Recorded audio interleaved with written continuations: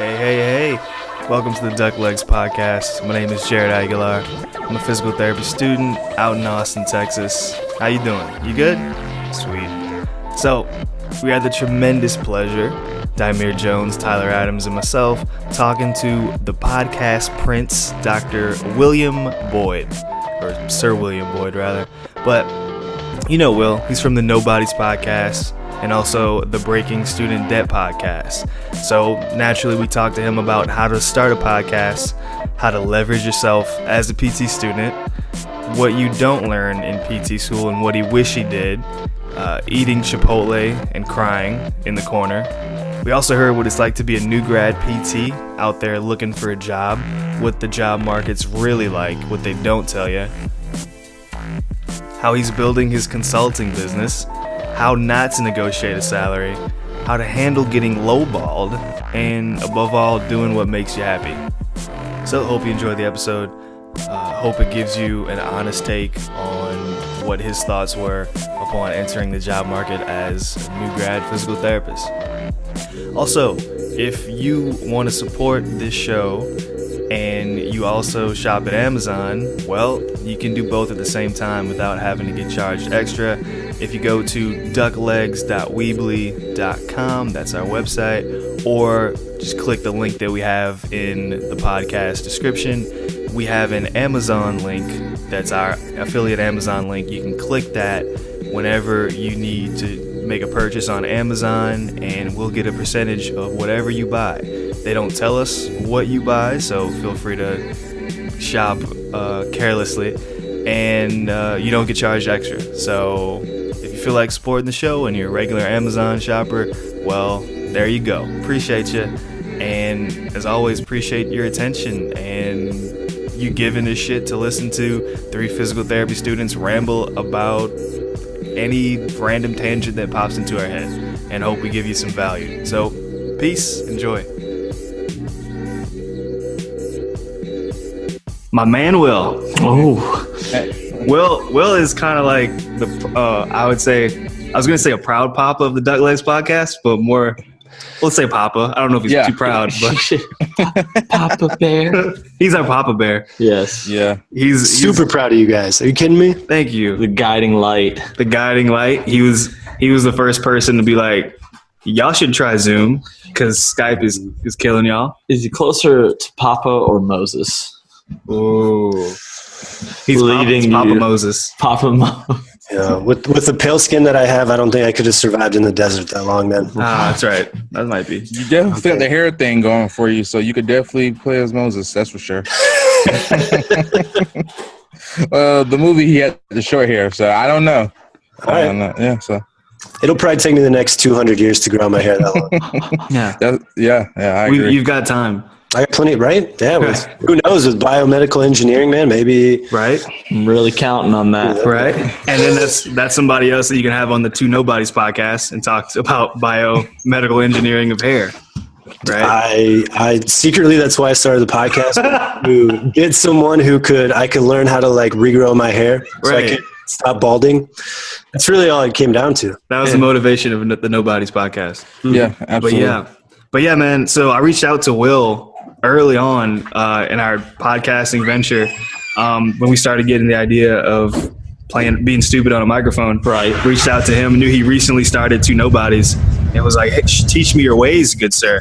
And dude, within minutes, typed up a whole how-to podcast doc and just forwarded that to me on Facebook Messenger, and I was like, holy shit. It was everything down this guy from knows what he's doing. everything down from like podcast hosting to what type of recording your laptops that work. And for that, forever grateful, Sir Will. Hey, honestly, I'm just really excited. I was super pumped to hear that somebody else wanted to start a podcast, man. It's I think the biggest fear with a lot of things is just that it seems so difficult to start, you know? And we create this like artificial barrier that it's going to be so hard. So why even start? And I had heard from someone else that they wanted to start a podcast, and I was like, well, it really doesn't take as much as you think. So I typed all of it out for him because he was, I can't remember where he was at the time, but it wasn't like we lived next to each other. I couldn't just go show him. And Yeah, I mean, I really just wanted to make the barrier low. And when you guys said that, it was just perfect timing. I had just finished typing that up and was like, dude, this is awesome. If there are more students that want to get their voice out there, I think we all have, more than anything, whether we think we have enough knowledge, we have a story to tell. And other people have stories to tell. And if you feel like you don't want to share your story, then a podcast is an awesome medium to just go ask people to share their story. And we need more and more of those stories. Yeah, appreciate that. And if you don't mind, for our listeners, you mind going into the story a little bit? I know you're talking about the biomedical engineering aspect of it, but what were your personal motivations? I know you talked about some barriers of entry. Do you mind just going tackling that a little bit for the two Knowbodies and now the Knowbodies podcast? Yeah, absolutely, Damir. Yeah, it's been.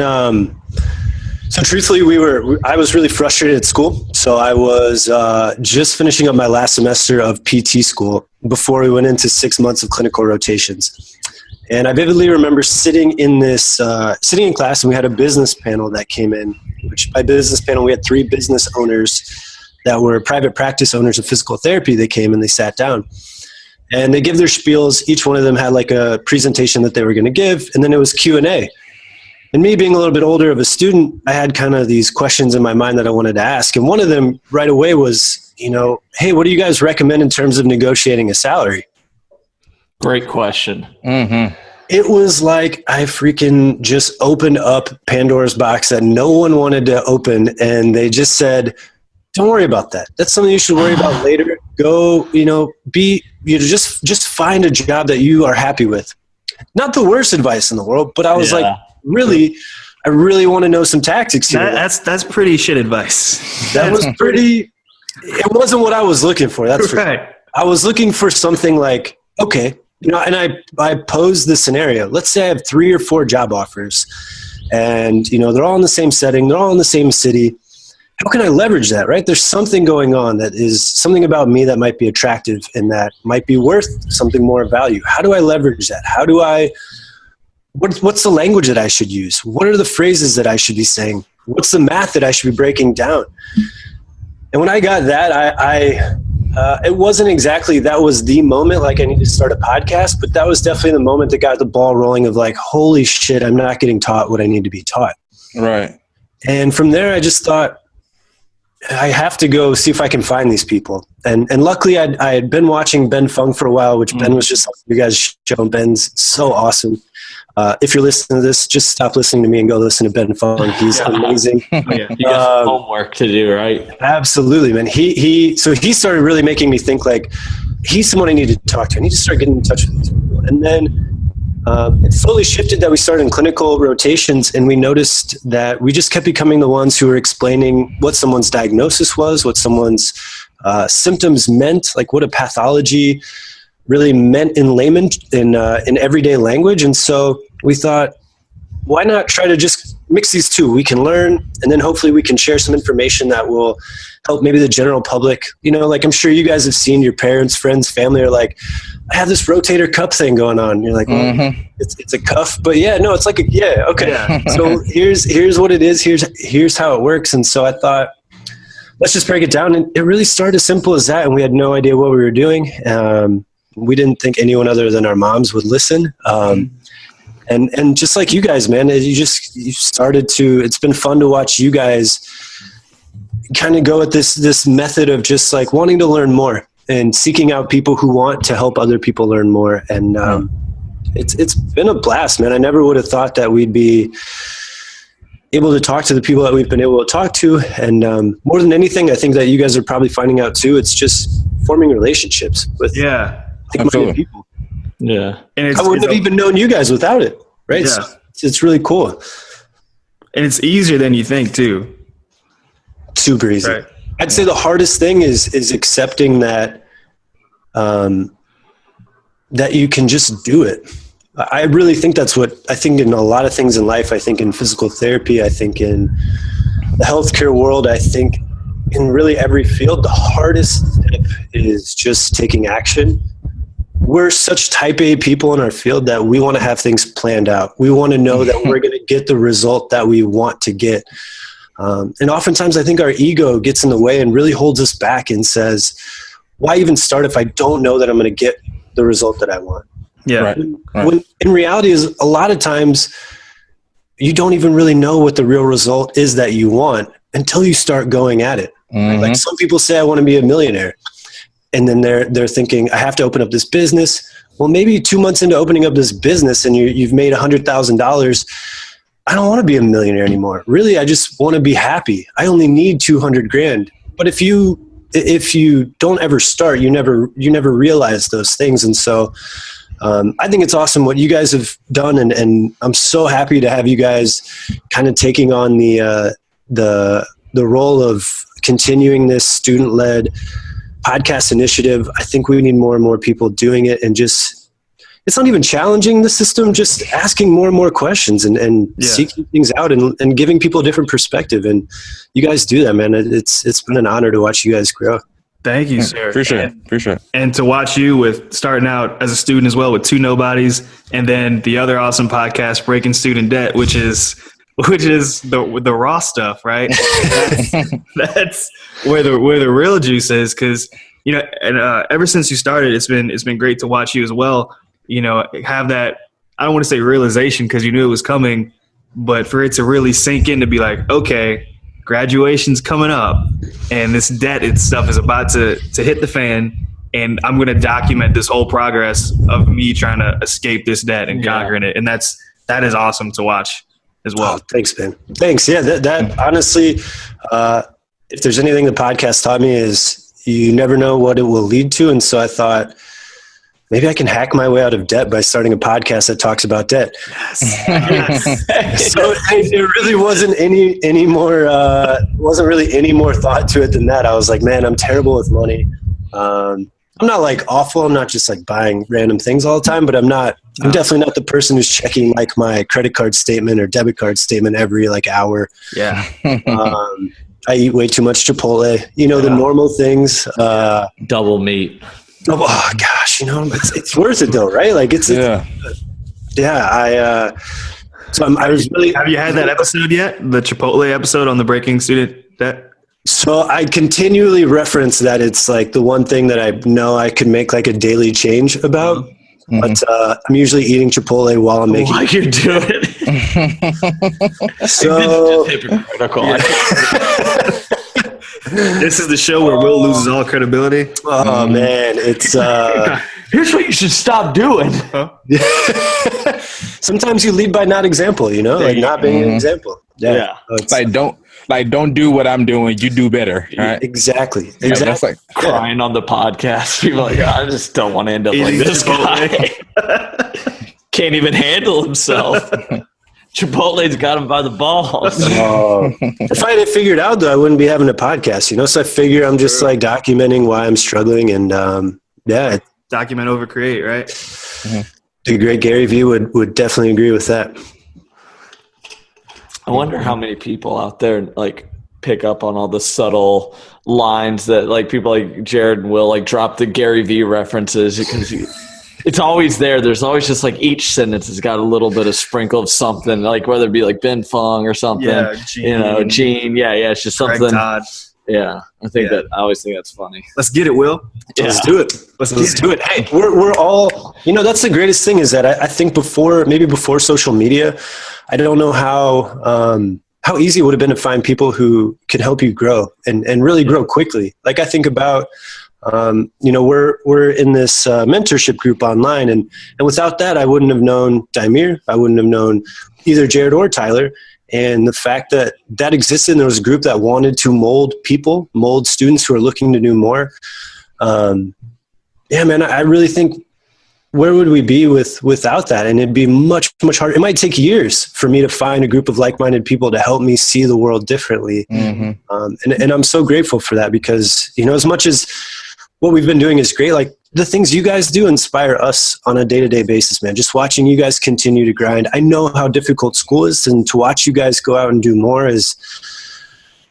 it's motivating, really. Awesome. And where are you at school? Where did you just graduate from? I just graduated from a small school in Pittsburgh. It was called Chatham University. And So I'm debating right now between an outpatient ortho job in DC and a home health position here in Pittsburgh. Yeah.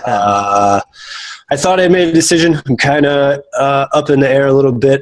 So any employers listening, please just skip this episode. So that's where I'm at. I've been graduated for a few months now, and like we've been talking back and forth. It's just about finding a right fit and yes, opportunity. It's a unique world that we're in the PT world. So could you expand upon that? All the PT students, and maybe even this can reference to any sort of person who's coming out looking into the job world. What are some things that you found out? What's the experience like? Are you sitting at home a lot thinking about life? There is a lot of me in the corner of my room crying. With Chipotle. With Chipotle, yeah, obviously. With Chipotle. It just double meat tastes so good. Was it the Broca chicken or Braca chicken? Nobody taught me how to negotiate. I think it's Barcoa, right? Barbacoa. Okay. Okay, there you go. Totally messed that up. Lots of crying over barbacoa, for sure. Yeah. No, that's a really great question. Day to day has been different, I think, for every one of my classmates who graduated. Some people had jobs right away. They knew right out of school what they wanted to do. I personally wanted to take some time off. I thought it was a long process. I kind of wanted to really reflect on what I wanted to do, where I wanted to be. I think I'm unique. I've watched some friends who they're really stressed out about finding a job. And so I think not having a structured day makes it really tough, that there's no school or there's no work. It's sort of just looking on Indeed, constantly looking for job opportunities. I think that personally, I think that probably kind of feeds the anxiety and the angst of like needing to find something, because it's all your attention is focused on. And I completely understand that. I feel really lucky in that with the two podcasts and trying to build a consulting kind of business, that's kept me sane. And I limited my job searching to maybe an hour or 2 hours a day. Could be bad. Maybe that's why I don't have a job yet. I could have been searching more. But for me, I think we all have so much ability and so much talent that lies beyond just a PT job. That doesn't necessarily mean that everyone wants that. I just really think we all do have that talent, whether you could be a personal trainer or a business consultant of some type, whether that's doing digital marketing or building websites or, going to businesses and just saying, hey, look, I have a different idea on maybe how you could save money. People aren't happy here because they're sitting all day and they don't move. And we know the impact that movement has throughout the day. Mm-hmm. So for me, it's been a really great time of reflection. I structure my days basically getting up, going to a coffee shop by 9, trying to hammer out either building a website or putting together stuff for the podcast or digital marketing. I do some consulting work for an app company and a prosthetics company. And I say that not to say that like I'm anything special. Really, this just came out of a desire to look for these opportunities. And so if you've ever talked to me, I am definitely not one of the brighter people that you'll ever meet. I'm a pretty normal guy. I don't know about that. I don't know. Right. Just through desire and hard work and kind of putting yourself out there and letting people know that you want something more has really made a difference. And I know that probably doesn't tie back to the original question of my day to day, but all that has kind of led to me continuing to build this on the side, that when I do start a PT job, I'm still going to be able to do these things after, off hours from work. And that's really kept me sane in this process of post-graduating and looking for a job. There's traveling. Sometimes there's interviews in between. But, I think it's tough. I think it's tough for a lot of people creating that structure. I always think a lot about people who are externally structured and internally structured. A lot of times people need a structure given to them for them to feel happy and productive in their day. And I feel really lucky that as I've gotten older, I think I used to be that way. And as I've gotten older, I've become more internally structured, and that kind of figured out more and more of what I want out of life. And I've built sort of this internal structure of how I'm going to make it happen. But I feel lucky with that, really. Otherwise, it's tough. It can be really tough. Yeah, I know this is just a side note, but I know that because we're in the flex program, so we have that time, and I go through phases sometimes, but that can just when the structure's not there, it can just completely wreck your whole confidence, your whole. I don't want to get anyone too depressed or anything, or reveal too much, but it can just really rip someone apart from the inside when your day just, you're like, should I get up and move? Like that's like happens on the weekends, right? You know, it's a Saturday and you're like, I guess I'll do laundry and I don't know. But imagine that every day of your life and it can just rip you apart, you know? When you go out there and you've kind of got a forward thinking mind and you go out there and pitch just kind of reveal your mind to the businesses, how do they respond? Do they react positively to you thinking about all these different aspects? Or are they like, listen, we just need someone to come in here and I'm going to pay you $50,000 and you can keep talking about that, but that's great. We just need someone to fill these hours. Yeah. You mean if I talk to a physical therapy company about it? Yeah. How do they respond? Are they forward thinking or do you kind of run into a wall? That's a really good question. It's been a mixed bag. I think there have been some interviews that they're just not interested in thinking differently than how they've done things. When I talk to people about interviewing to it, and I think a big part of this is you're going to have a better chance of creating dialogue with someone to create an opportunity to address new ideas if you go in wanting to understand someone else's needs first. So instead of going in thinking, I have all these ideas that could help you change your practice, right? Because maybe you do. Maybe you go in, maybe you've done your research. You've looked at their social media outreach. You've looked at their website. You've looked at kind of the way they practice, and you think they're really missing something here. And, a lot of the people we follow really preach on that. Like, that's an opportunity for you to separate yourself, which is what we're all looking for. Finding a job is still competition. And I've never really viewed it that way, but it is in a pure sense. You're competing for a position. And so that's an opportunity to maybe leverage yourself over someone else. But I still think it comes back to the most success I've ever had. And I've been really fortunate in that I haven't been not offered a position after an interview. But I think a lot of it comes down to asking someone what they want. What do you need? So I've watched a lot. Right? Yeah. Build a hole. Yeah. Also, I think a lot of it comes to just making someone feel significant, right? So you ask someone like, what do you really like about your practice? What are some things that you hope to see change about your practice? And already you're not saying, I know where you're missing things, or I think I know what's best for you. Yeah. It's the same way when we treat patients, right? What do you think would be best for you? How do you think you could help yourself? Because as soon as we start putting our kind of emphasis and our ego in and our own ideas, immediately there's the struggle now. Are you right or am I right? Are you challenging what I've done? Instead of just saying, I would love to learn from you and kind of what you've done. And then what I usually do is try to just keep asking questions for 10, 15, 20 minutes about that. What's been kind of difficult about that aspect? How have you tried to go about it? And then usually the conversation shifts of like, yeah, I know there's probably some more stuff I could do. Oh, it's really great. I have some experience kind of doing those things.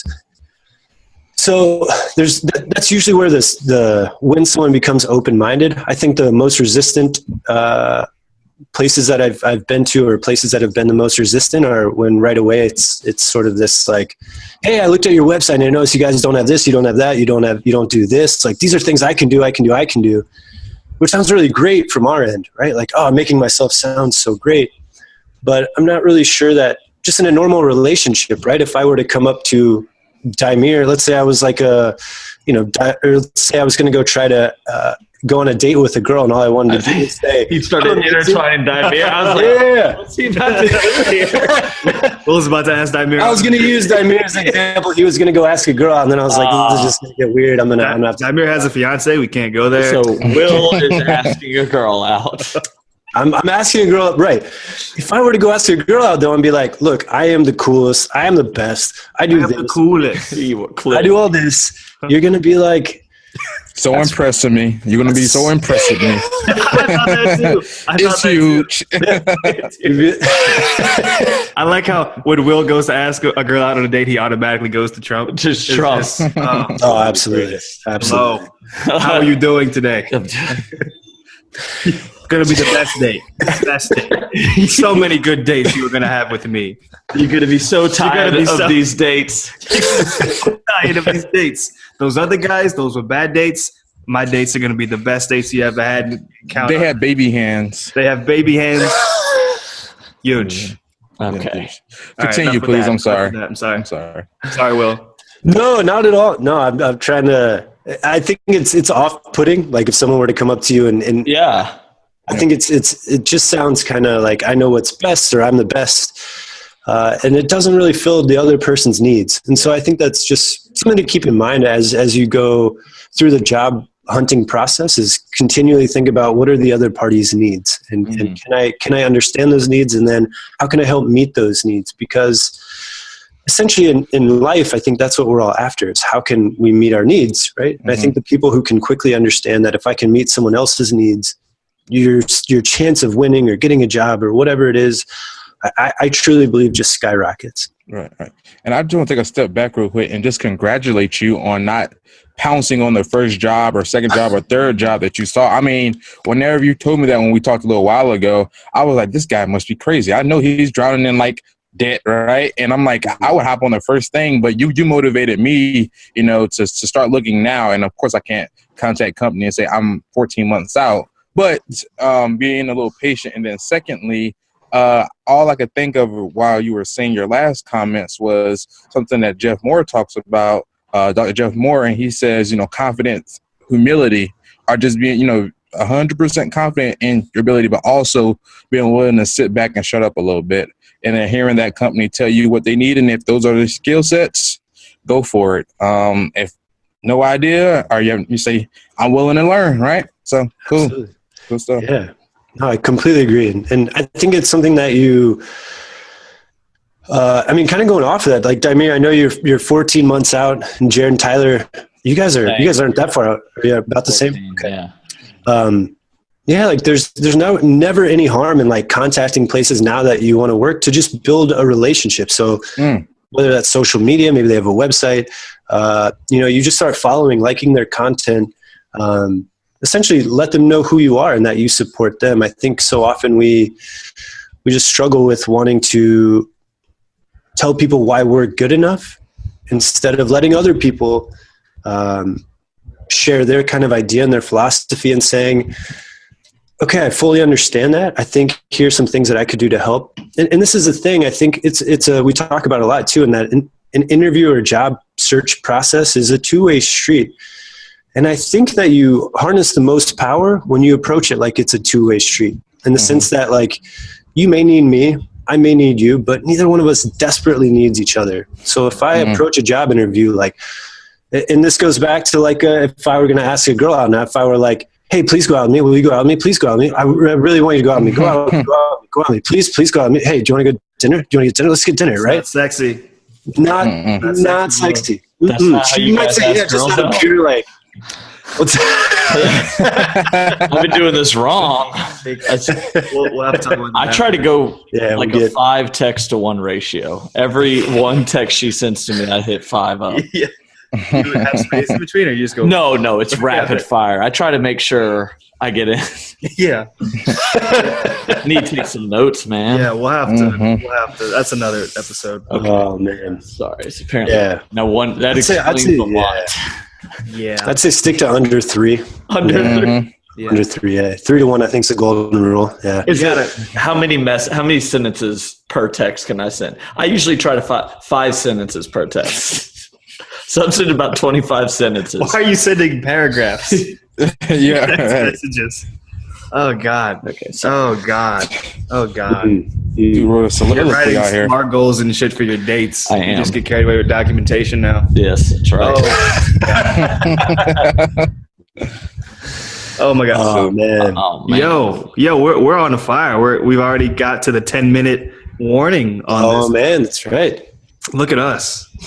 Have y'all graduated to the paid Zoom account yet? Are y'all? No, we haven't. So you know exactly what this means. Oh, absolutely. Yeah. We always start every episode we have or we're going to record. We're like, so we're still poor students. But the overwhelming response is like, oh, absolutely. Yeah. Just another invite. Like, that's so smart. Why would you pay if you didn't have to pay? Yeah.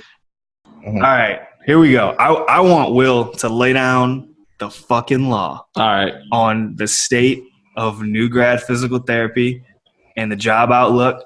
I don't know if we'll have enough time because this might be a whole nother hour. But I'll lead up to it a bit. So I've been talking to Will for a little bit via Facebook, trying to get him to come on the show, and when he would, just go off as much as he felt comfortable. And he's ready for it. And you know, this kind of stems from one day, I believe we were in a Facebook group, and he posted how he felt kind of disrespected from his first job offer from a company that you had an internship with, and that was disheartening for me to see as well. Yeah, because I remember hearing that story. I was like, "Fuck this!" man. Because we all look up to Will, and for Will to, it was kind of a shout for all of us to be like, Will can't make it, man. What the fuck am I gonna do? You know. So yeah, I'm doomed. Will, if you want to start going off on that, when we'll just pause you when the time runs out. But man, if you want to lay down the law on it, everything, new grad PT, job prospects, the whole process. Yeah, it's I usually keep my opinion to myself, especially with like the Knowbodies podcast. I just it's more about learning for us than sharing our own opinions. But no, it hits close to home. I think being a little bit older has given me a different perspective in that I'd worked before, so I was a teacher before I came back to PT school, and I just think it's tough, man. I think we're really at a spot where maybe I was naive to feel disrespect in that first job offer, and that, you know, I think that's just probably the norm, right? And then I just wasn't really aware of being lowballed was kind of the norm, and we have to fight for what we really think we should be earning or deserve to be paid, and that's where someone like Ben Fung comes in and breaks down the math, and a lot of that's just being educated. And I'm really grateful to him that he did that, because I might have just taken that job if I hadn't known the math and I hadn't had a Ben Fung teaching me, here are the basic questions to ask, and here's the basic math that you can do. And if you're not good at math like me, then you just take a day and you calculate all the things out using a calculator, and you figure things out. Like, what's the percentage that I'm making out of all this revenue? I think I get frustrated a lot with the fact that we just don't learn that in school. Like, we just don't approach it, what we do as a business. We don't get taught. We get taught how to pass a freaking test. It's called the board exam at the end, if you're not familiar with PT school.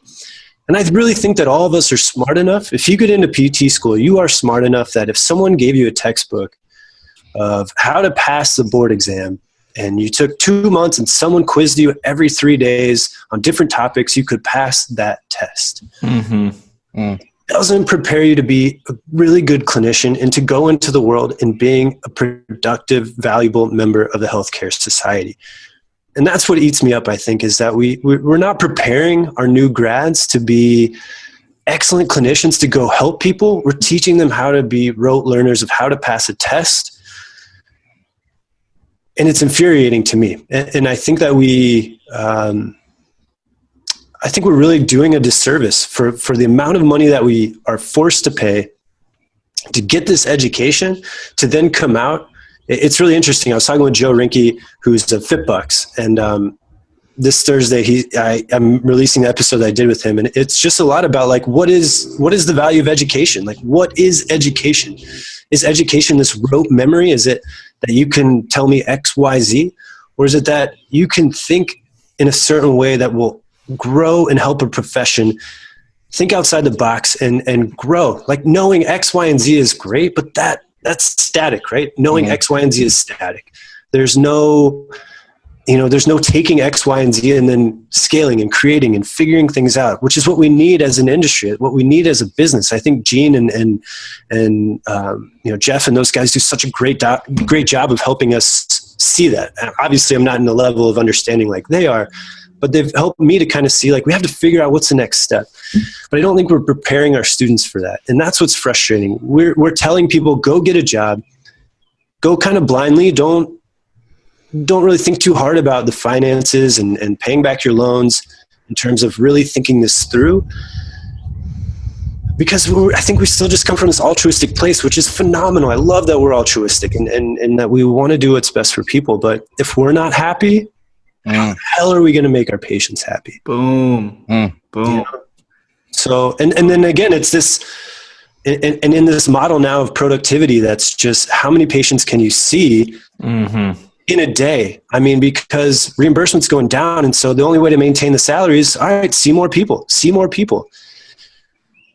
It's burnout, man. And it's, you guys, I don't know, maybe you guys have felt burnout in a clinical rotation already. It doesn't take long to see like, I can't do this forever. Yeah. Scary. It is scary to spend 3 years, 7, 8, 9, some people, 9 years and then get to the job. And it's like, this is not what I was expecting. I'm not getting paid. You know what I think I should get paid? My lights, water, all these utilities are running up, and loans too. Loans. It is crazy. Yeah, no. That's the perfect mixture of a horrible life, right? To have, you got student debt, you got a job that you don't want to be at, and then you're not getting paid what you feel you should be getting paid. And then you have a boss that's over you telling you, hey, instead of seeing 20 patients today, I need you to see 23, because for whatever arbitrary number they're looking at. And who doesn't value the skills that somebody like Will can bring, who's going to be super progressive and forward thinking on a lot of stuff. Yeah. And we'll catch you on the next one, buddy, if you're down. Yeah, absolutely, man. Whatever you guys need.